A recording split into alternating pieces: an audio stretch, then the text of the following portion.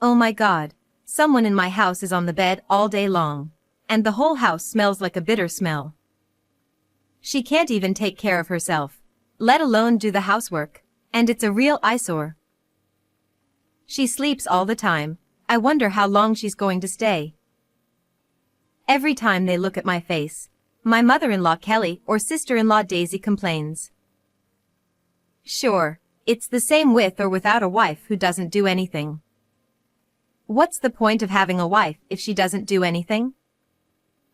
And Bill, my father-in-law, joins them in saying, I am Tina Martin, 32 years old. I have been married for 5 years. My father died of illness when I was in high school and my mother died shortly after I got married. I have loved drawing since I was a child and dreamed of becoming a picture book artist. After graduating from high school, I went to design school and got a job at a small design firm as an illustrator. My husband, Chris, worked at an advertising company and came to our office to ask me to illustrate a character for an advertisement, which is how we met.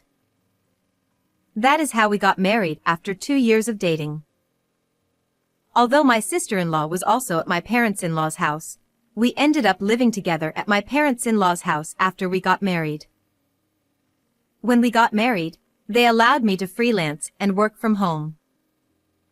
I tried my best to be a good wife and do the housework. It was easy to do because Kelly didn't seem to like housework very much and told me that I could do whatever I wanted.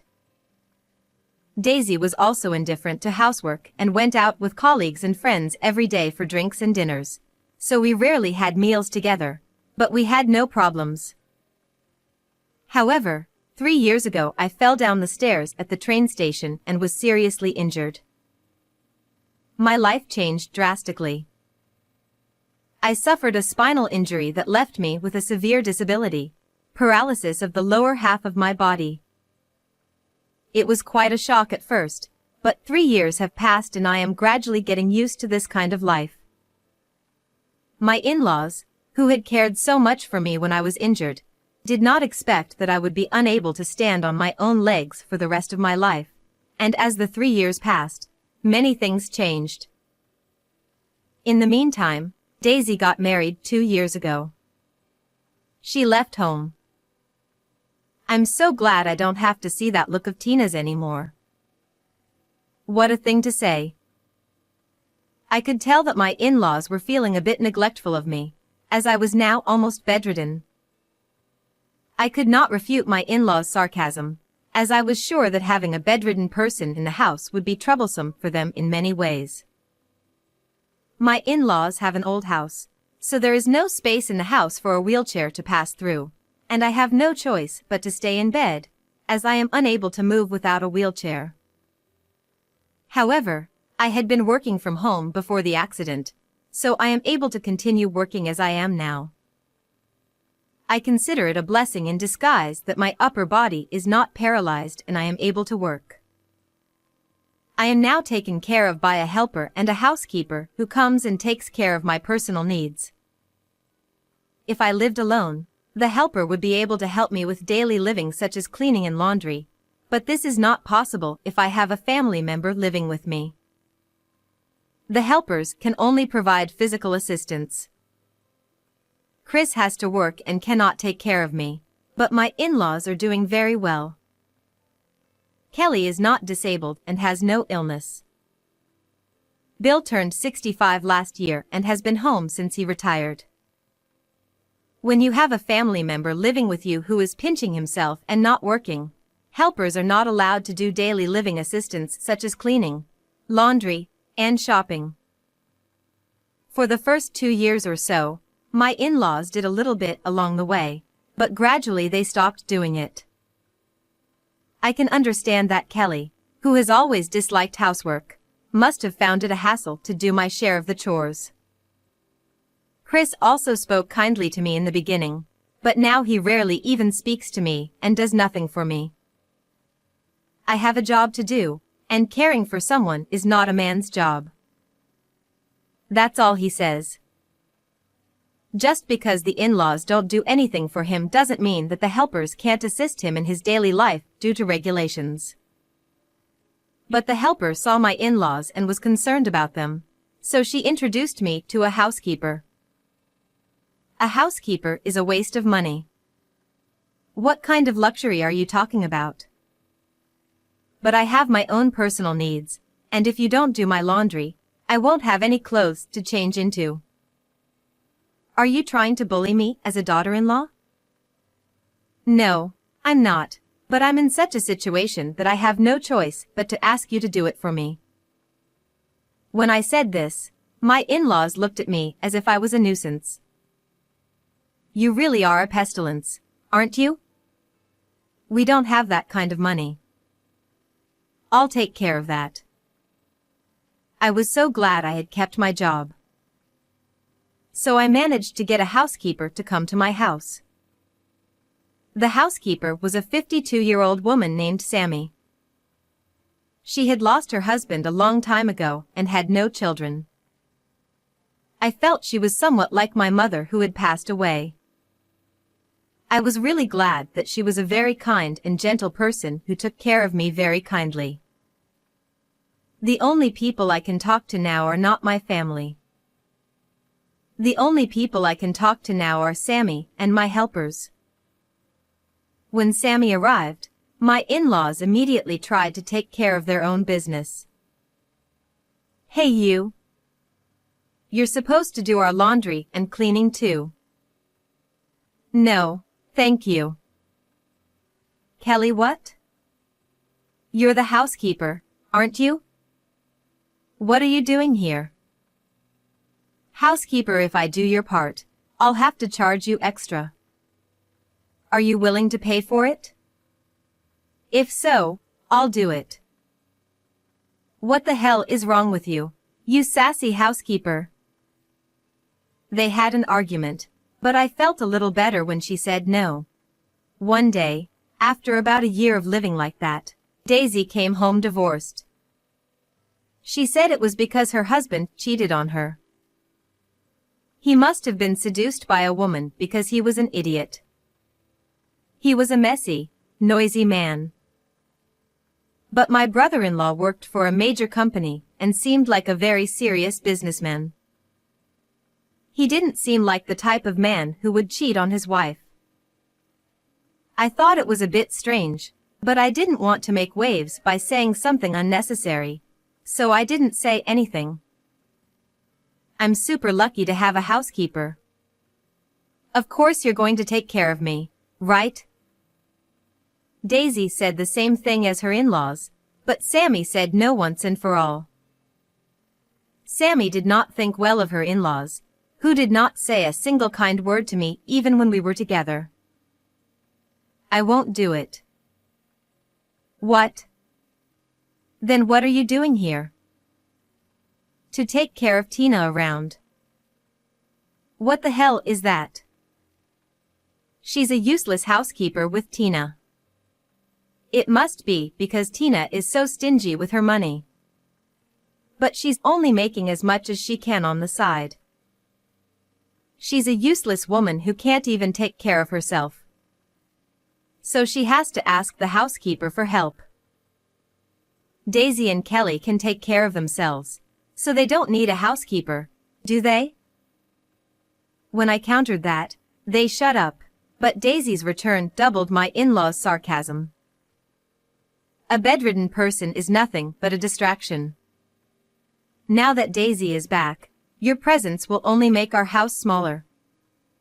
Daisy is enough in our house. You're still good, writing silly doodles on your bed, living your life, and working. Even when I was working, Daisy would go out of her way to come to my room to be sarcastic. I was fed up with the constant sarcasm, so I asked Chris for advice. Hey, tell Kelly and Daisy to be a little more careful with their words. I get hurt too. But it's the truth. What's the truth? You can't even do your chores, you're just lying on the bed all day. I'm not sleeping, you're working. That's on the bed too, isn't it? It's an easy job. You don't get tired from commuting to work like I do. That's true. I'm trying my best to be useful to everyone. My mom and dad get frustrated because you can't do anything for them even though you're my wife. It's no wonder they think you are a useless wife. Do you really think so? Well, don't be nervous and just deal with it. You can't survive if you worry about every little thing. He just said that, but he didn't seem to be very accommodating. It's not that I don't feel inconvenienced by this situation, but it's just so frustrating to know that he doesn't care about my feelings at all. If I were able-bodied, if I could walk normally, if I could move normally, not a day goes by that I don't think of those things. I wish he could have at least understood how painful and sad that would be. Is it selfish and extravagant of me to think so? When I think about it, I cry even though I try not to cry. I am in an accident and my body is like this, but I still try to look forward and do my best. I will not be defeated by this. There are many people in the world who are suffering even worse. I have been trying to push myself to do my best. I feel sad that I don't have parents I can rely on at a time like this, but I am also glad that I didn't let them see me as I am now. But when I think that there is no one left in this house to stand by me, I feel more and more miserable. But I don't have a home to go back to. I wonder if it would be possible for me to leave this house with Chris at least. While I was thinking about this, he said something even more shocking to me. I've been thinking about what you said. When he started off like this, for a moment I was happy that he was thinking about my body. But the next words threw me into hell. I knew they were right. What do you mean? I think I should get a younger and healthier wife than you. What? I want to have an heir, don't I? But, you know, with you I'm already. How should I say it? You know, I can't do everything with you. I felt as if someone had hit me on the head with a stick or something. I couldn't believe that my own husband would say this to me. I realized that I could no longer expect anything from him. He said a lot of things after that, but nothing was going through my head anymore. The only thing I understood was that he wanted a divorce. You're useless. You're like a piece of trash. You may be paying for a housekeeper, but you don't make much money anyway. So how much money do you have left after paying for a housekeeper? You are just a burden to our family. You're like a parasite that hangs around our house. That's right. Even helpers don't work for free. If you're such a parasite that you have to pay for helpers, get the hell out of my house. After being told this by both Chris and my in-laws, I felt there was no point in staying here any longer. Even if I didn't have a home to go back to, I would just have to find a new place to live. That's what I thought to myself. Then I would move out. I asked Sammy to help me find a new place to live. Sammy was more than willing to help, and now all the paperwork is conveniently done online. After all the formalities were done, I presented Chris with the completed divorce papers. I see. You've finally made up your mind. But don't hate me. Hate yourself for having a body like that. I understand. But are you sure you want to do this? I'll leave. Of course it's okay. I'll find a more suitable woman for me. People say I'll find a better wife. Are you sure you can handle life? Don't worry about that. My father's retirement money is still there, and I heard that he got a lot of money for Daisy's affair. I don't have to worry about money for the time being. So I don't have to depend on you anymore. Oh, yeah. Do what you want then. I left my parents-in-law's house without mentioning it, although I thought he seemed to be blind to reality. And there was a good thing, too.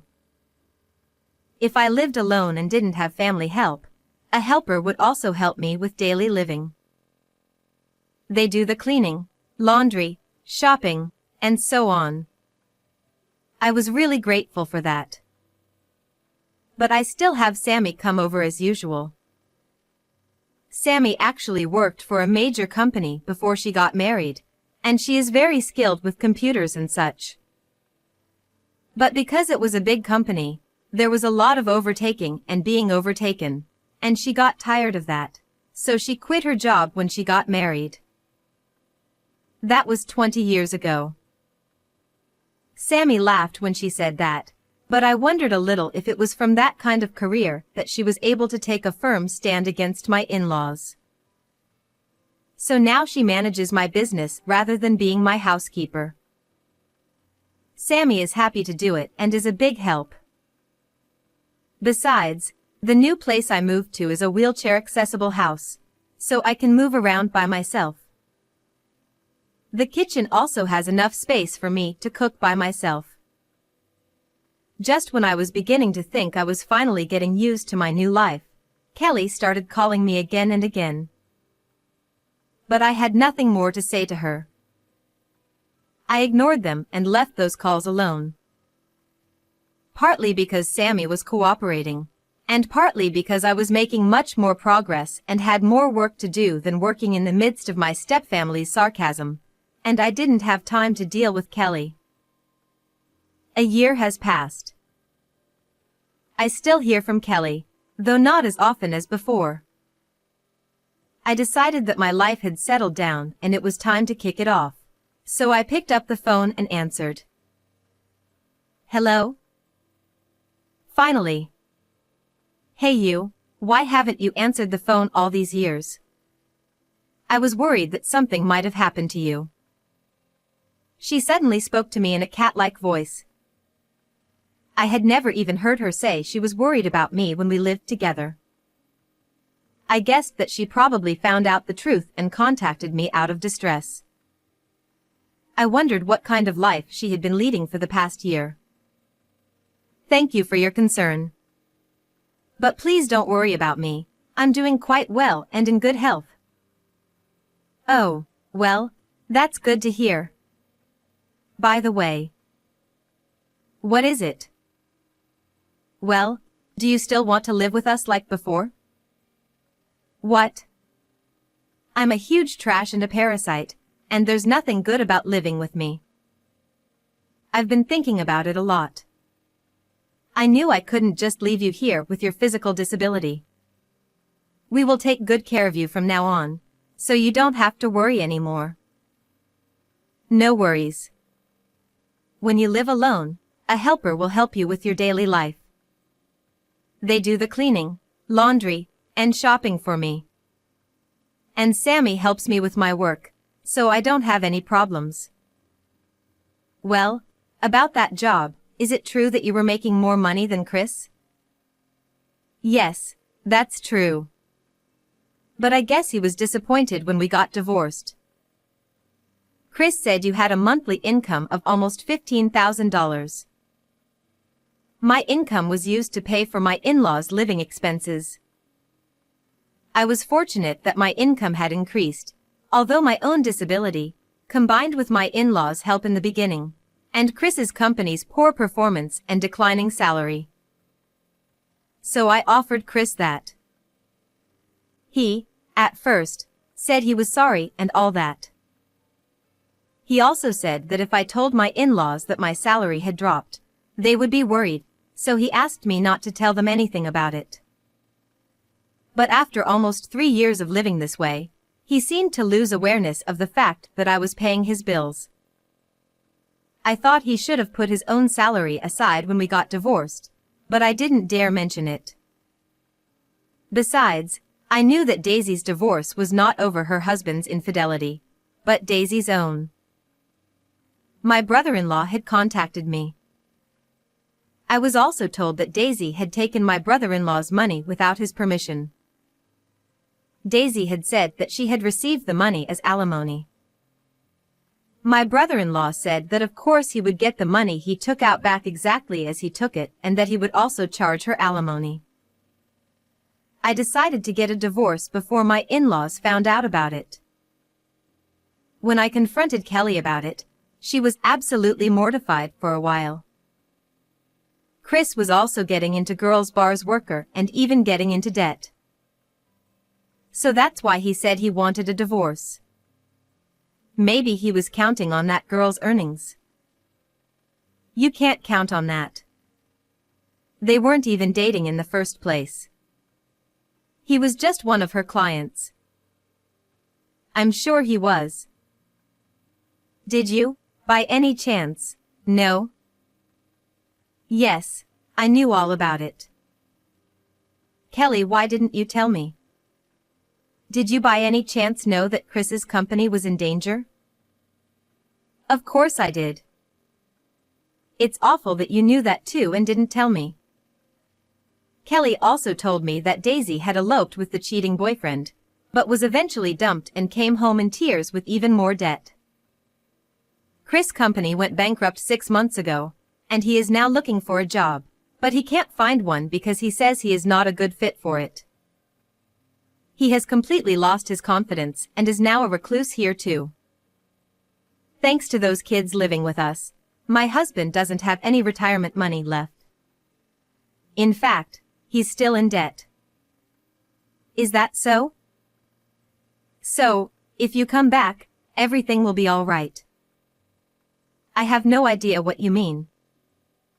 I really don't know what all is well. Rather, I don't understand the nerve of them to say this to me now after kicking me out like that. I also wondered how much she could change in just 1 year. But it was sooner than I thought. Chris probably had no idea that his company would actually go bankrupt. He was so careless about everything. Kelly tearfully said that she wouldn't have let him divorce me if she had known, but I felt that it was too late for that. And in the end, it's all about the money. All they care about is their own lives. Daisy says she doesn't feel like working right now, so she stays at home, eats and sleeps all the time, and she's getting fat. Oh, that's the thing. We even sold the house to settle the kids' debts. The in-laws' house was very old, and it was not worth much as a building, and the location was very bad. So they had to deduct the cost of clearing the land and so on, so they didn't get much money for it. Now the family of 4 is living in a cheap apartment with only 1 room, and they are forced to live a very hard life. Kelly cried on the other end of the phone, saying that they were also exhausted from working part-time jobs from morning to night every day. The reason this is happening is because you haven't returned my calls for so long.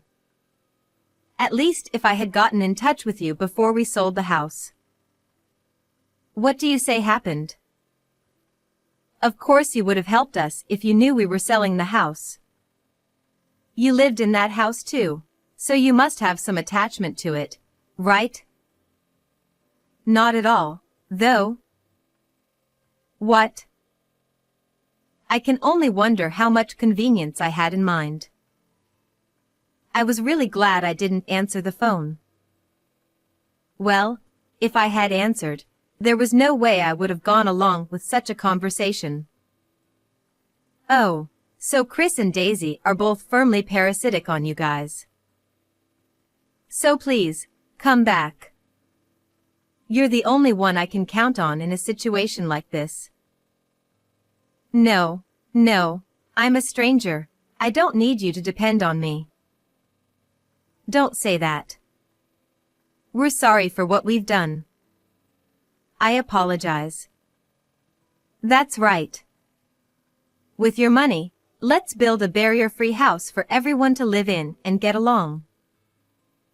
I don't understand how she could say such a thing at all. I even have a headache already.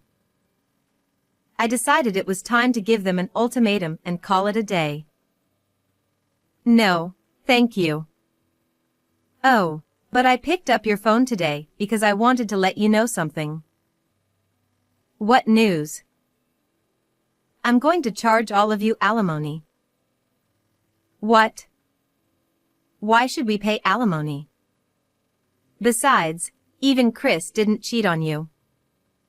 He wasn't even with the girl at the girls' bar. It's not alimony for cheating. It's a fee for the emotional distress caused by the verbal abuse we received from you guys. What? When I told her that I had recorded and videotaped all of my stepfamily's outbursts at the time and had all the evidence, Kelly became quite flustered and hurriedly hung up the phone. I wondered if she thought she would still demand something from me if I talked any further. I wondered if this was what it was like to have a scar on your shin. Afterwards, when I made a request for compensation through a lawyer, the lawyer told me that she had tearfully appealed for the current situation and asked that the compensation be somehow waived. Of course, there was no way she would comply. I was asked to illustrate a picture book. I am one step closer to my dream of becoming a picture book author someday. Many things have happened, but I will continue to live my life positively and without taking myself too seriously. What did you think of this story? Please subscribe to our channel. See you in the next video.